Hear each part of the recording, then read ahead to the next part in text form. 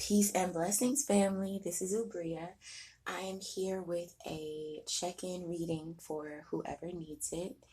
And I've already prayed over the cards, prayed that this message would reach whoever it needs to reach, and that this message would tell you what you need to hear, even if it's not necessarily what you want to hear, but that in the hearing of this message, you would feel loved and seen and understood and protected. So, with that being said, you'll know within the first couple of minutes if this message is for you or not. So, if it's not for you, there's no need to leave a comment saying that it didn't resonate with you. Just go ahead and find another video that does resonate with you. But if it is for you, here you go. Okay. So, crowning the reading, we have the Seven of Cups, clarified by revelations, clarified by something my grandma used to say, which was, you mad? Well, you better scratch your ass and get glad.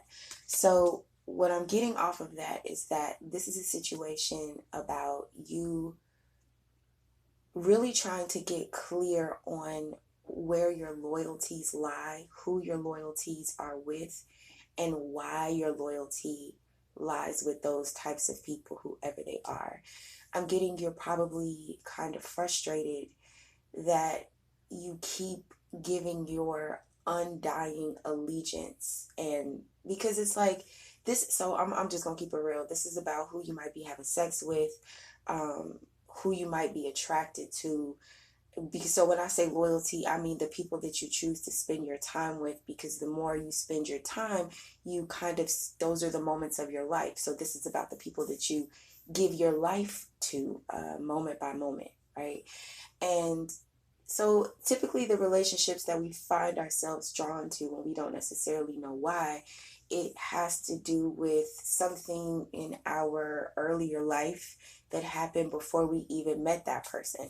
So like how they say, girls always fall in love with their dads, or men always fall in love with their moms, or vice versa if it's the same sex relationship. Just take it how it applies. But my point is, I feel like this reading is really about you being in a toxic situation, and I'm going to explain why I say that in a second. But you really trying to figure out, why is it that you keep being drawn to this situation? And I'm getting, it's something about this situation that really pisses you off and really makes you wish that you weren't attracted to whoever this is in your energy. But it's something about that anger, like how my grandma would say, you better scratch your ass and get glad. It's something about that anger that's actually a blessing, because it's pointing you in the right direction towards the exit door. The fuck about this energy and about this situation. Because I feel like if you were not angry, you would remain complacent. Okay, so that's crowning the reading. The situation is, for the situation, we have the Two of Wands, and then we have Strength, and then we have the lyrics from Jealous by Nick Jonas, when he says, it's not your fault that they hover. I mean, no disrespect. It's my right to be hellish. I still get jealous. So what I get off that is just basically with the Two of Wands, it's like every time you try to maybe embark upon a new relationship or get some stability, because you see that this wand right here is stably attached to the foundation, and then this wand right here is about to fall in. So it's kind of like there's somebody in your energy who always drops in on you out of jealousy. So it's like it's that shit like with a dog with a bone, right? The dog buries the bone, doesn't want to chew on it, doesn't want to, always is in search for new bones. But if somebody comes and buries up the dog's old bone, then the dog is pissed off and wants to bite somebody. So I'm just getting like that's the situation. Either you have somebody that you really don't even fuck with, unless you see somebody else about to deal with this person, and then you get jealous, and then all of a sudden you want this person. Or it's in the reverse, or maybe it's both. Maybe it goes both ways, that you and this person don't really even want to deal with each other, until somebody else comes in the mix, and then suddenly that makes this person appealing to you, or that makes you appealing to this person. And so you guys are interpreting that anger and that passion and that jealousy and ownership as a reason to reignite this relationship every time that feeling comes around. And once again, I want to say that is likely due to past situations, right? It probably didn't start with this person. Maybe that's the way that you saw your parents interact with each other, or just something about like your earlier relationships, earlier on, where you came to interpret jealousy, possession, ownership as love, right? But it's not satisfying. It's pissing you off. And so you just might be feeling like what the like, well, what is love? Like, if this isn't love, then what is love? Because this doesn't feel good, because this is irritating to me. This makes me feel picked up when somebody wants me and then abandoned. And you might even be in a situation where you maybe meet people who fit a better or more fitting definition of love, but then this person comes around, and it could be that you really want this person because maybe you've known them for a long time, maybe you're comfortable with them, and so then maybe you leave those other relationships behind, only for this person to then drop you once they get what they want. So the obstacle that we have is the Four of Wands reverse. Okay. A lot, and that's clarified with radiation, which is why I said this is toxic. Clarified with lyrics from The Weekend by SZA when she says, "Is you out with her? I don't care as long as you're here by 10:30, no longer than drop them draws, give me what I want." So yeah, I mean, that's the obstacle, is that this is definitely a third party situation. There's definitely somebody dealing with somebody else. Maybe you feel like as long as you get a little bit of attention from this person, it doesn't matter if they're dealing with somebody else. And what's crazy is the Four of Wands upright is Venus in Aries. And right now, Venus is the sign of love. Aries is well, actually, we just entered Aries season, so it's about fresh starts and new beginnings. So in the upright, this card is about a couple embarking on a new relationship together. And even though both people in the relationship don't look perfectly happy, because you can see that one person has their arms up in celebration and the other person has their arms down, this is about two people who are willing to compromise and make it work because they love each other. However, in the reverse, this is about two people who their compromising is not going to bring them together. The only thing that brings them together is anger and irritation and being pissed off with each other. And this is the type of situation where nobody wins. And it's almost like they take out their frustration about the fact that nobody is happy on each other. So it's kind of like you're joined together in your misery and your toxicity. That's the obstacle, is that it's like a trauma bond. It's like you're kind of addicted to this energy. And so, like I said, we have with the Seven of Cups crowning the reading, it's like you're trying to figure out why this is like this, why you feel like this. And I feel like it is angering, because it probably brings up all those feelings of like, why am I drawn to situations like this? It's almost like you feel like somebody broke you before you had the chance to really stand up and be a whole person. You were grown in a situation that made you like things that you know that you're not supposed to like. But I just need you to understand that the fact that you're coming to this conclusion is a good thing. The fact that you're angry about this, the fact that this doesn't sit well with you, that you're not comfortable with this, is actually a good thing. Okay. So for the solution, we have the Three of Cups. So I feel like, and we have that clarified by the Hermit. And then we have that clarified by lyrics from Twista, Overdose. Crying on the phone, hoe thinking I'm in love with her because she took me shopping and had me trying on cologne, so I left her on the line with this home. Okay, so with this energy, the solution is for you to really understand the situation that you're in. You need to hear this over and over again. This person, there's no love here. This person does not love you. This person likes to have you think that they're in love with you because they allow you to love them. They allow you to provide for them, maybe spend money on them, maybe spend time with them, maybe prioritize them. And maybe you and this person with the Three of Cups here, maybe y'all have fun together, but it's the type of fun that always leaves you with a hangover. Look, the lyrics, the title of the song is Overdose, right? um, uh, Getting high is fun, but when you overdose, you die. When you overdose on alcohol, you feel like you're gonna die. It's poison. Um, so with the hermit here, I'm getting that like the solution is for you to really think about this. You see this thought bubble this person is thinking about? This thought bubble looks like a miniature version of this big radiation bubble right here. You really have to think about the fact that this shit is poisonous to you, that it's not taking you anywhere. It's not meaning you any good. And it's the longer that you stay in this situation, you're just gonna go round and around and around and around and around. And I feel like this round and around and around and around it might be especially painful for you to accept, which is why I said I feel like there's some sort of like anger and frustration that's crowning this reading, is because I'm getting that this is a cycle that you've witnessed before. This is not new to you. And you probably, when you witnessed this cycle when you were younger, you probably said to yourself, that's never going to be me. I'm never going to be in a situation like that. I'm never going to waste my time with someone who doesn't really love me, with somebody who only gets jealous because I deal with other people, but then they don't mean me any good. Like I'm 100% sure that you've seen this shit before, and you probably told yourself that this was a cycle that you were not going to repeat, and yet here you are in the midst of it.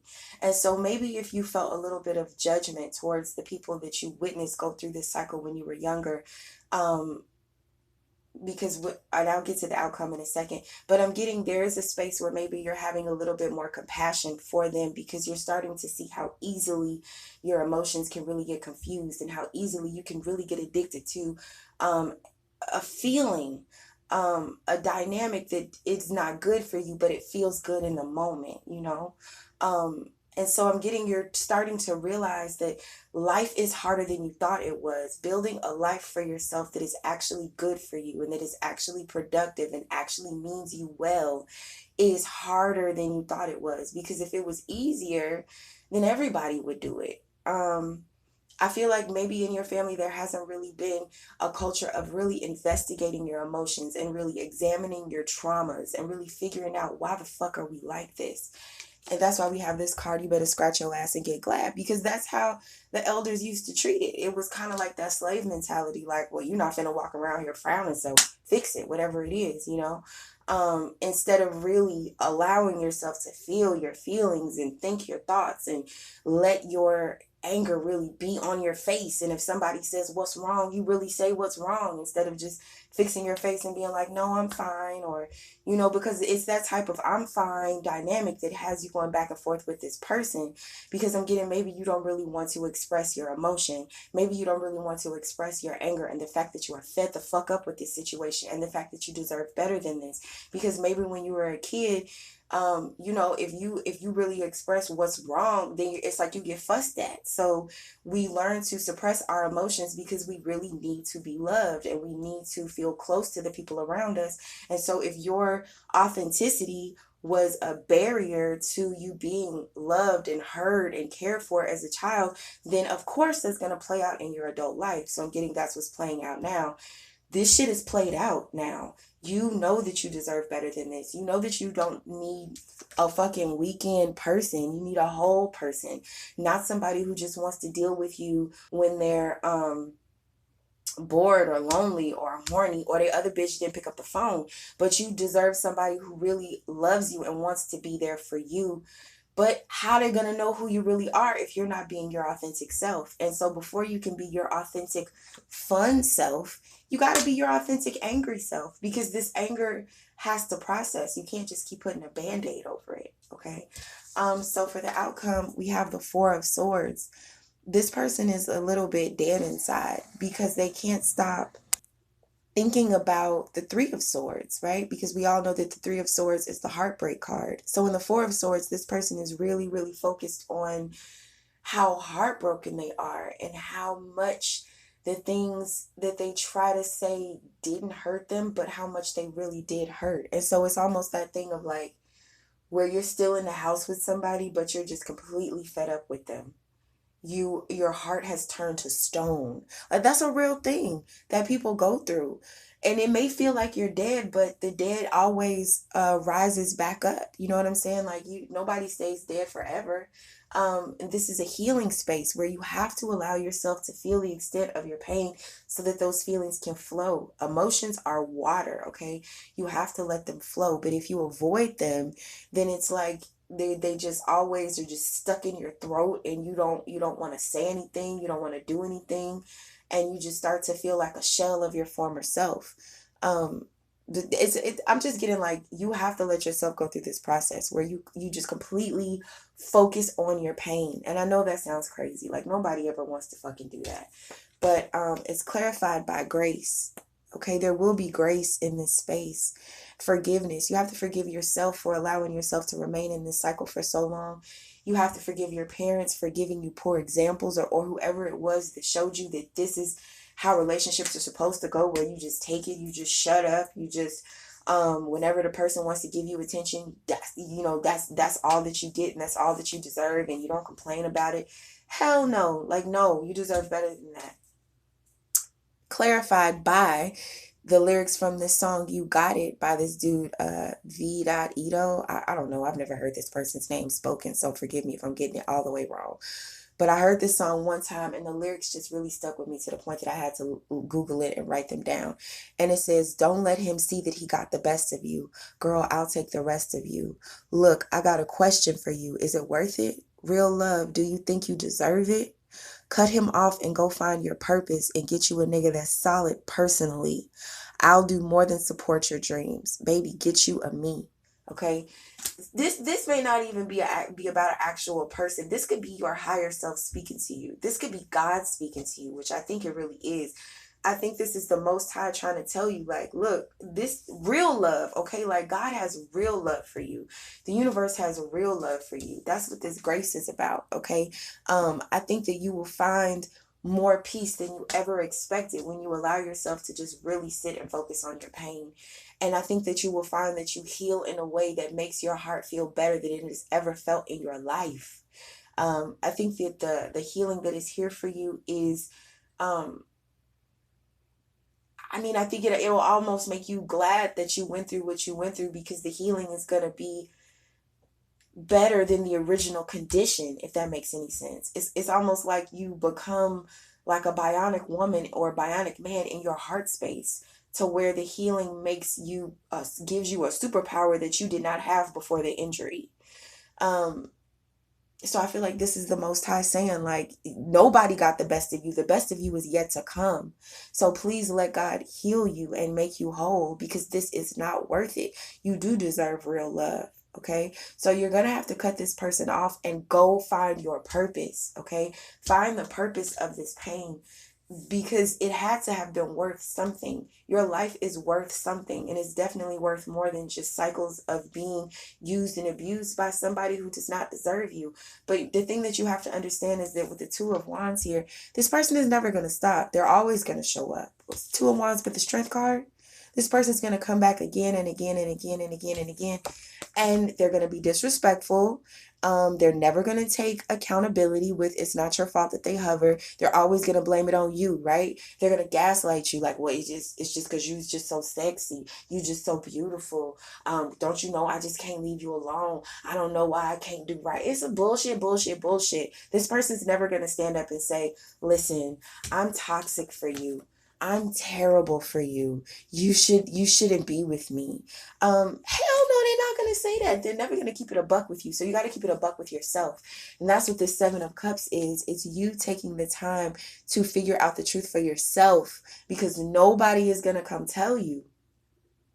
That's why the Revelations card is here. So if your intuition has been really popping, if you've just been getting downloads that just confuse the shit out of you, it's because God is coming to get you. It's like God is coming to pick you up and get you out of this situation. But you're the one that's going to have to walk out the door confidently, knowing that whatever is ahead of you is much, much better than what's behind you. But first you have to heal. So before you heal, you have to allow yourself to feel your pain. Before you feel your pain, you have to acknowledge that you are hurting. In order to acknowledge that you're hurting, you have to acknowledge that something is wrong. So it's kind of like, walking it backwards to go forwards. Okay, so I feel like that's the conclusion of this reading. I hope it resonated with you, because I really did pray over these cards to just for this message to reach whoever it needed to reach. So I would appreciate it that if you did feel like this message is for you, that maybe you could just leave a comment, or if you don't want to expose yourself by commenting, if you could just give the video a thumbs up. And if you're not already subscribed to my channel, please do so. And if you would like a personal reading from me, I will put that information in the description box below. And I hope you have a wonderful life, whoever this is. Many, many blessings and healing and love, real love to you. Peace.